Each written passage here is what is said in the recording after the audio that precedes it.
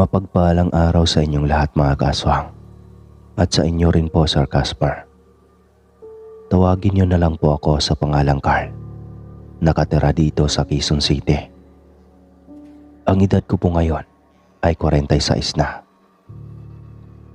Isa po ako sa mga masusugid na tagapaginig ng mga kwentong hango sa tunay na karanasan ng inyong mga sender na ipinadala sa inyong channel. Dahil sa palagi po akong nakikinig sa bawat lapag nyo ng mga kwento araw-araw, nainganyo po akong ibahagi sa inyo ang aking karanasan. Sana po ay mapili inyong basahin at i-ere sa inyong YouTube channel ang aking kwento. Nangyari ito taong 1995. Ang edad ko po ng mga panahong iyon ay 19 pa lamang. Noong mga panahong iyon ay nakatira pa lang ako sa probinsya ng Visayas. Doon kasi ako ipinanganak at lumaki. Bali napunta lang naman ako dito sa Quezon dahil rin sa mga nangyari sa akin sa aming probinsya. Kaya napilitan akong paluwasin ang aking mga magulang dito sa Maynila. Siya nga pala, hindi ko nababanggitin pa kung saan ang eksaktong lugar sa Visayas ako nakatira dahil doon magaganap ang kwentong aking ibabahagi sa inyo. May nakilala akong babae na itago na lang natin sa pangalang Alison. Nakilala ko si Alison Sir Casper nang minsang nakita ko siyang naghatid ng pagkain sa kanyang tiyuhin na isa sa mga katrabaho ko sa paggagapas na itago na lang din natin sa pangalang Mang Melchor. Kasalukuyang nagagapas kami ng aking kaibigang si Chris ng araw na iyon. Nang natanaw kong papalapit si Alison sa akin, bigla akong nataranta nang hindi ko malaman ang dahilan kung bakit. Hindi ko rin mapigilang kumabog ang aking dibdib. Yung bang parang teenager na akala mo bulating naputulan ng buntot na hindi mapakali at kinikilig dahil nakita mo yung babaeng crush mo. Ganoon na ganoon ang pagkaramdam ko ng araw na iyon. Para akong lutang nang makita ko si Alison na papalapit na sa akin. Noong tuluyan na itong makalapit sa akin, ay mas lalo pang lumakas ang kabog ng aking dibdib. Lalo na nang makita kong malapad ang pagkakangiti niya sa akin. Nakangiti itong nagtanong ng, "Carl, nakita mo ba si Tio Melchor? Kanina ko pa kasi hinahanap kaso hindi ko siya makita eh." Aniya sa malamyos na boses. Sandali akong natigilan nang marinig ang malaanghel nitong boses at ang mga matang animoy palaging nangungusap. Isabay pa ang napakaamong mukha ng dalaga. Itinuro ko naman sa kanya kung saan banda nakapwesto si Mang Melchor. Nang umalis na si Alison, ay naging tampulan ako ng tukso ng aking mga kasamahan at nagtatawanan pa ang mga ito. "Bakit kasi ayaw mong ligawan si Alison? Mamaya maligawan pa yan ng iba, ikaw din. Baka maagaw pa sa'yo yung iniirog mo." Wika sa akin ni Chris at nagtawanan na naman ang iba kong mga kasamahan. "Kayo talaga, puro kayo mga kalokohan. Tigil-tigilan niyo nga ako." Tugon ko sa pang-aasar ng mga kasamahan ko. Inuudyokan nila akong ligawan ko na si Alison bago pa mabingwit ng iba. Total naman ay binata ako at walang sabit. "Kaya lang mukhang malabong magustuhan ka ng dalaga, iho. Alam mo namang bantog na mga aswang ang kanila Melchor sa baryong tinitirhan nila." Wika noon ni Aling Milda sa akin. Sandali akong napaisip sa sinabi ng matandang babaeng si Aling Milda at ipinilig ko ang aking ulo. "Malabo naman yatang maging aswang si Alison, Aling Milda. sa ganda ng dalagang yon. Hindi mo ito mapagkakamalang aswang eh. Pahabol na wika ni Chris. Kayo rin, nasa sa inyo yan kung paniniwalaan niyo ang mga bali-balita o hindi. Basta pinaalalahanan ko lang kayo na mag-ingat sa pamilya ni Melchor. Dagdag na sambit ni Aling Milda. Ayon kasi sa kwento ni Aling Milda, mga kaaswang, nakita raw ng asawa ng buntis, ang asawa ni Mang Melchor, na nasa silong ng kanilang bahay. Habang dinudugo ang kanyang asawang buntis ng gabing iyon, ay may narinig silang hagok ng baboy na nagmumula sa silong. Kaya sinilip ito ng lalaki para tignan kung may hayop bang nakapasok sa kanilang silong. Pero noong sumilip na sa sewang ng kawayan ang lalaki, mga kaaswang, nagulat siya nang makita niyang ang asawa ni Mang Melchor na dinidilaan nito ang mga dugong pumapatak sa lupa at ang mga likidong nakatikit sa sewang ng kawayang malapit sa kanyang sinisilipan. "Hoy, anong ginagawa mo dyan?" Sigaw ng lalaki at mabilis na lumabas ng bahay para puntahan ang asawa ni Mang Melchor sa silong. Ngunit noong makalabas na ang lalaki ng bahay, nakita niyang may asong malaki ang tumatakbo papunta sa kagubatan na nanggagaling sa silong, at nang silipin niya ang silong ay wala na ang asawa ni Mang Melchor. "Oo, totoo yan. May kapitbahay din kaming nagkwento tungkol sa pamilya ni Mang Melchor." Segunda na mangwika ng isa pang kasamahan ko sa panggagabas. Hindi ko na lang pinansin pa ang kanilang kwentuhan tungkol sa pamilya ni Allison. Sa halip ay nagmadali na lang akong tapusin ang mga gawain ko. Hindi nagtagal, mga kaaswang, ay naging magkaibigan na rin kami ni Allison at pinayagan na akong dumalaw sa kanilang bahay. Isang gabi, habang nag-uusap kami ni Allison sa labas ng kanilang bahay, hindi na ako nagdalawang isip pa na ipagtapat sa kanya ang nararamdaman ko. Ale, huwag ka sanang magagalit sa ipagtatapat ko sa iyo, ha. Ang totoo kasi, matagal na kitang mahal. Kaya lang ay nahihiya akong sabihin sa iyo ang nararamdaman ko. Baka kasi magagalit ka. Kinakabahan at pautal-utal na pahayag ko sa dalaga. Napansin kong hindi umiimik si Allison at mataman lang itong tumingin sa akin. "Huwag kang mag-alala. Ayos lang kung wala kang nararamdamang pagmamahal sa akin. Ang importante, nasabi ko na sa iyo ang nararamdaman ko." Ani ko sa kanya at pilit nang umiti. Nakaramdam kasi ako ng pagkadismaya sa aking sarili ng mga sandaling iyon, mga kaswang. Hindi ko kasi alam kung maiiyak ba ako o malulungkot dahil sa wala akong nakuhang sagot mula sa dalaga. Humugot muna ako ng malalim na hininga bago nagsalita ulit. Ano kasi, Ale? Medyo malalim na ang gabi. Uuwi na ako." Wika ko sa kanya. Akmang tatayo na sana ako nang biglang hawakan ni Allison ang aking kamay. Kaya tinignan ko siya. Nang magtama ang aming mga mata, ay nababasa ko sa kanyang mga mata na para bang may sasabihin siya pero pinipigilan niya lang. "Carl, ano kasi? Pwede bang bigyan mo muna ako ng panahon para makapag-isip?" Tugon ito sa akin. Dahil sa narinig kong tugon ni Allison, mga kaaswang, bigla akong nabuhayan ng loob. Dahil sa wakas, ay may pag-asa pa pala ako sa kanya.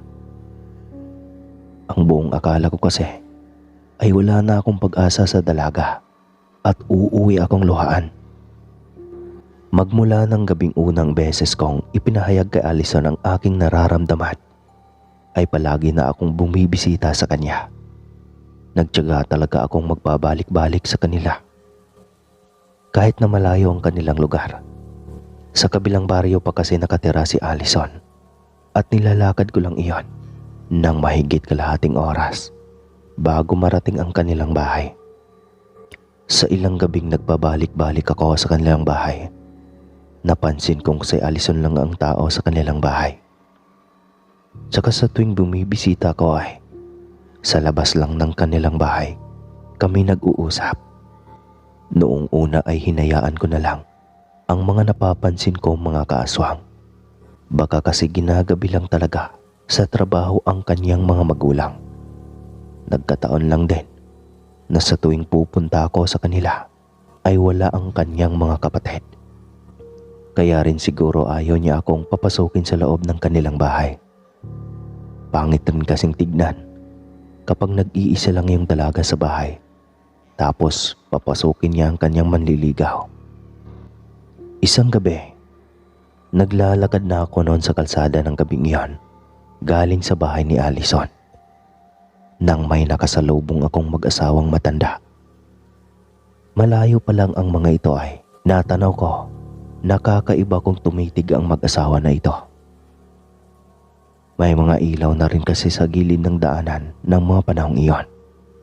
Kaya makikita mo kung sino ang mga makakasalubong mo sa kalsada o kaya ay makakasabay. Hindi ko na lang pinagtuunan ng pansin ang mga titig ng mag-asawa hanggang sa makalagpas na nga ang mga ito. Noong makalagpas na sa akin ang mag-asawa, mga kaaswang, bigla akong nakaamoy ng mabaho. Yung bang amoy dumi ng baboy na matagal nang hindi nalinisan sa kulungan nito. Kaya naman napatakip ako sa ilong at nilingon ang mag-asawa. Noong lingunin ko na ang mag-asawa ay doon na ako natakot at nag-uunahang magtayuan ang mga balahibo ko sa katawan paakyat sa aking batok. Sa kadahilanang bigla na lang nawala ang mag-asawang matanda nang lingunin ko iyon. At sa halip ay dalawang malalaking baboy ramo ang nakita ko. Nakaharap ang mga ito sa akin at namumula ang mga matang nagbabaga na animoy. Anumang oras ay susunggaban na ako ng mga nilalang na ito. Tapos ay sunod-sunod na ikinaska sa lupa ang likurang parte ng paa ng baboy. Mabilis akong pumulot ng bato mga kaaswang para kahit papano ay may pang-protection ako sa aking sarili kung sakali mang susunggaban ako ng dalawang naglalakihang baboy. Sobra-sobra talaga ang takot na nararamdaman ko sa aking sarili ng mga gabing iyon. Lalo na at malayo pa ako sa mga kabahayan. Tatawid pa kasi ako ng tulay bago ko marating ang mga kabahayan mga kaaswang. Kung kaya sobrang lakas na ng kabog ng aking dibdib. Yan kasi, gabi-gabi na ang lakas pa ng loob mong pumunta dito sa baryo nila Allison ha. Sige, kalabanin mo ang dalawang baboy na iyan. Bulong ko sa aking sarili at tagaktak na ang malalapot kong pawis sa noo. Diyos ko, nasaan na yung dalawang matanda kanina? Tanong ko pa sa aking isipan. Naloko na. Hindi kaya yung dalawang matanda kanina ay mga aswang at nagkanyang baboy? Kung ano-anong kababalaghan na ang tumatakbo sa aking isipan ng mga sandaling iyon. Habang nangangatog na ang mga kamay kong may hawak na bato. Sige, subukan yung lumapit dahil hindi ako magdadalawang isip na ipukpok ko tong batong hawak ko sa mga ulo ninyo. Sigaw ko sa dalawang nilalang. Ilang sandali pa, nagulat na lang ako nang bigla na lang kumilos at tumakbo papalapit sa akin ang isa sa mga nilalang. Kaya walang ano-ano ay kumaripas ako ng takbo habang humihingi ng saklolo. Tulong! Tulungan niyo ako! May humahabol sa aking aswang! May aswang! Malakas na sigaw ko para may makarinig. Ilang sandali pa ay narating ko na ang kabilang tulay at sakto namang may mga tao pang nakatambay sa gilid ng kalsada. Noong sasabihin ko na sana sa mga ito na may humabol sa aking malalaking nilalang, bigla na lang nawala ang humabol sa akin nang lingunin ko iyon. "Anong nangyari sa iyo, bata? Bakit humahangos ka?" Tanong ng isa sa mga tambay na naroroon sa kalsada. Dahil sa hindi ko na nakita pa ang humahabol sa akin, kaya nagkunwari na lang ako at nagsabing, Wala po. Nagmamadali po kasi ako umuwi kaya tumatakbo ako. Sige po, alis na ako." Mabuti na lang talaga at may mga tao pa sa kalsada kundi napahamak na ako. Sambit ko sa aking sarili habang naglalakad na pauwi ng bahay. Nang makarating na ako sa bahay namin, ay hindi ko na binanggit pa sa aking mga magulang ang nangyari sa akin. Sigurado kasi akong kapag sinabi ko sa kanila ang nangyari sa akin ay tiyak hindi na nila ako papayagan pang magawi sa baryo ni na Alison. Pinalipas ko muna ang ilang araw mga kaswang bago ako bumalik sa bahay ng dalaga. Pero sa pagkakataong iyon ay hindi na ako sa gabi pumunta, kundi sa araw na para walang mangyaring masama sa akin at hindi ko makita ulit ang malaking baboy na humahabol sa akin sa daanan. Bit-bit ang mga prutas na nabili ko sa bayan ay tinahak ko ang kalsada patungo sa bahay ni Alison ng araw na iyon. Alam ko kasing nasa bahay lang ang dalaga dahil araw ng linggo iyon. At kapag ganoong araw sa probinsya ay nasa bahay lang ang karamihan dahil araw ng pahinga iyon at nagsisimba ang karamihan. Nagbabakasakali na rin akong baka naroroon na sa kanilang bahay ang mga magulang at mga kapatid ng dalaga para naman makilala ko na ang mga ito at formal na may pagpaalam na liligawan ko ang dalaga. Makalipas ang halos kalahating oras ay nakarating na ako sa bahay nila Alison. Nakasara ang pintuan at napakatahimik sa loob ng bahay na animoy walang tao ng oras na iyon. Kaya naman nagtataka ako at napatanong sa aking sarili kung bakit walang tao sa bahay ni Alison. Samantalang araw ng linggo iyon at mag-aalas 12 na ng tanghali. "Tao po. Alison, nandyan ka ba?" Tawag ko sa pangalan ng babae. Nakailang tawag na ako pero wala pa ring sumagot. Kaya nakapagpasya na lang akong uuwi at babalik na lang sa kinabukasan. Baka may nilakad lang ang pamilya ni Alison at isinama siya. Nung akmang maglalakad na sana ako paalis ng bahay nila, mga kaaswang, may narinig akong kumalabog sa likuran ng bahay. Napaisip akong baka nandoon si Alison at hindi lang nito narinig ang pagtawag ko. Kaya umikot ako sa likuran ng kanilang bahay. Habang tinatawag ko ang pangalan ni Alison ay may narinig akong angil ng aso at sumisinghap-singhap. May tanong ako sa inyo mga kaaswang. Nakakita na ba kayo ng asong inuubo at nagsusuka? Ganoon na ganoon ang tunog na naririnig ko sa kusina nila Alison. Kaya nagtataka ako dahil sa pagkakaalam ko ay walang alagang aso ang dalaga. Ilang gabi na rin kasi akong nagpabalik-balik noon sa kanila pero wala talaga akong nakikitang aso. Kaya minsan ko na rin naitanong sa dalaga. Ayaw naman sa dalaga. Kaya hindi sila nag-aalaga ng mga hayop dahil sakitin ang kanyang ina at ayaw na ayaw nito sa mga hayop. Pero bakit kaya nakarinig ako ng tunog ng aso sa may kusina nila?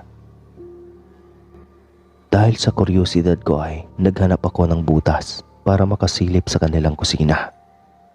Noong nakahanap na ako ng maliit na butas, ay agad na akong sumilip.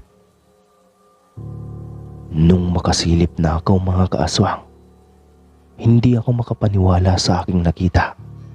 Dahil sa kitang-kita ko ang dalawang matandang magkaharap sa lamesa at nilalantakan ang hilaw na karneng may dugo pang umaagos. Maya-maya pa ay nakita ko si Alison na umupo na sa tabi ng matandang babae at nilalantakan na rin ito ang hilaw na karne.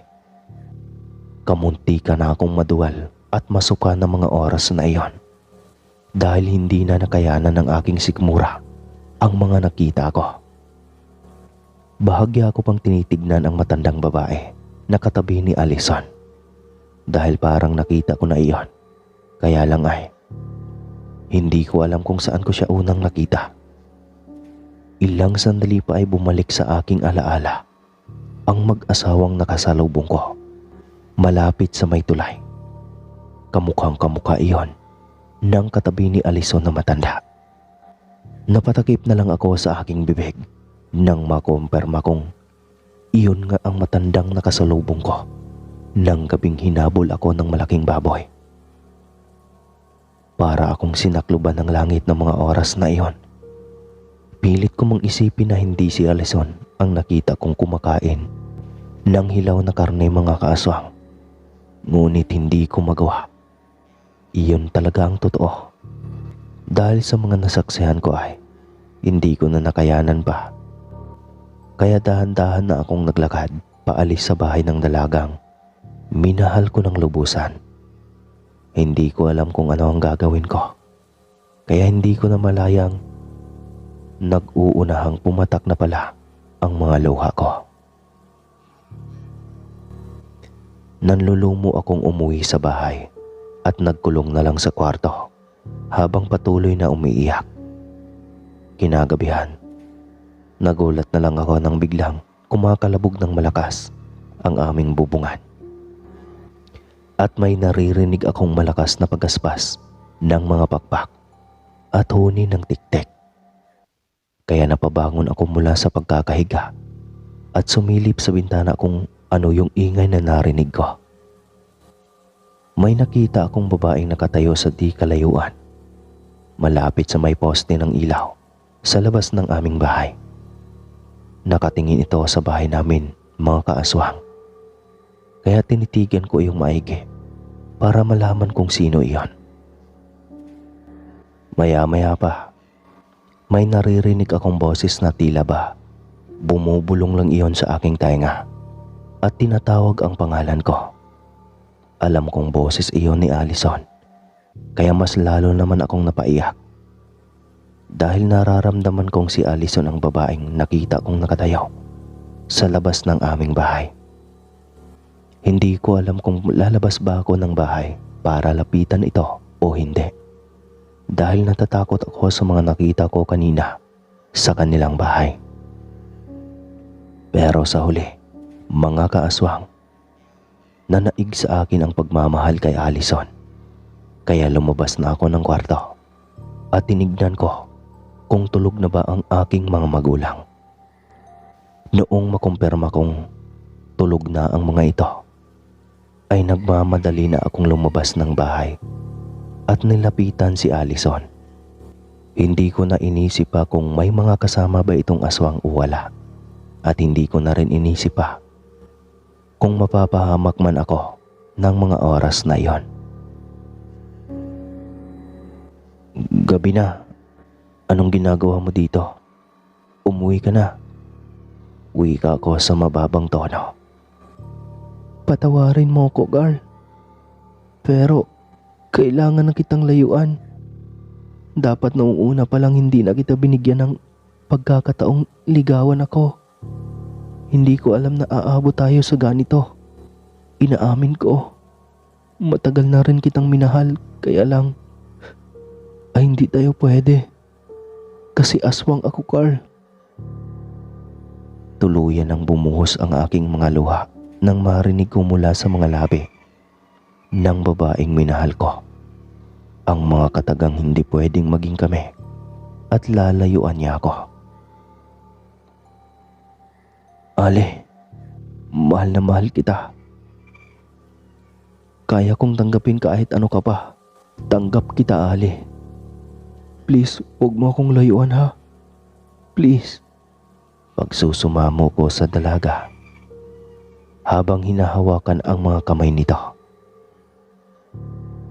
Halos magmamakaawa na ako sa dalaga. Huwag lang niya akong layuan. Subalit wala akong nagawa kahit palumuhod na ako sa harapan niya. Tsaka ko lang na-realize na minahal ko na talaga ng sobra-sobra ang dalaga at hindi ko kayang mawala ito. Ngunit kahit anong pagmamakaawa ko kay Allison ay wala na talagang pag-asa. Ayon kasi dito, nasa lahi na kasi nila ang pagiging aswang at ayaw niyang mapahamak ako. Kaya nakiusap itong wag na akong magpapakita pa sa kanya. Subalit mula nang huli kaming mag-usap ng gabing iyon ay ilang beses ko pa itong pinuntuhan sa kanilang bahay. Pero wala na ang mga ito, maging ang mga kamag-anak ni Allison ay hindi na nakatira doon. Kahit pa si Mang Melchor ay wala na rin. Ilang araw pa at linggo akong umiiyak sa tuwing naaalala ko ang dalaga. Dahil sa pangyayaring iyon mga kaaswang, ay natakot ang aking mga magulang na baka bigla kong maisipang magpakamatay. Kaya pinilit nila akong lumuwas ng Maynila at doon na muna tumira sa tiyahin ko para makalimot sa mga nangyari, lalong-lalo na sa babaeng minahal ko. Lumipas rin ang halos 7 taon mga kaaswang bago ko nakalimutan ang babaeng lubos na minamahal ko. Sa ngayon po ay masaya na ako sa piling ng babaeng nagbigay sa akin ng pangalawang pagkakataong umibig muli at bumuo ng masayang pamilya. Hanggang dito na lang po ang aking kwento mga kaaswang. Maraming salamat po. Lubos na gumagalang, Carl ng Quezon City. Alright. Basta, sa lahat ng mga single dyan, darating din ang araw na single pa rin kayo.